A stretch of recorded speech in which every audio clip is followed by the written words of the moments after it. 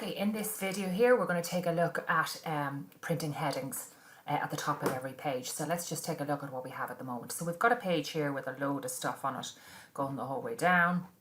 I think it's a stock list or something that's being used. So I'll just take a look at how it's printing at the moment. So if we click on File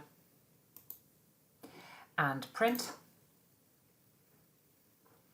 you can see it's not really printing very much at the moment. So I'm going to start off by selecting from here and going the whole way down.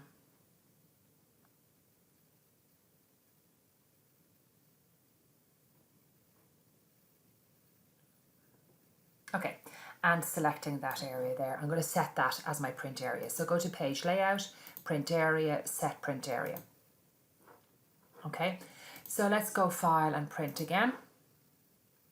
And you can see I've got 25 pages of different bits of stock, but you can see the headings don't appear except for page 1. So we'll go back up to page 1. You can see my headings, and what I want to do is I want to make sure that those headings appear on every page, at the top of every page. So let's take a look at it. Okay, so we've set the print area, we've done that. We're going to change it over to the orientation. We're going to change it over to portrait. That's fine. We want to change the scale to 90%. That's fine. Okay, on this one here, adjust to 90%. Okay, the scaling is 90%. That's fine. We want to do our headers now. So we'll go to the Sheet tab here, rows to repeat at top.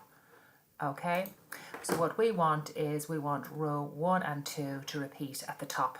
Okay, and you can see as I clicked and dragged here, it put in $1:2, okay, which is fine. That's exactly what we want, and okay. So let's take a look at how that's printing now. So let's go File and Print. Okay, and you can see the headings are there at the start of the first page, but they're also there at the start of every page, which is exactly what I wanted. Okay, that's all I wanted to do in this video.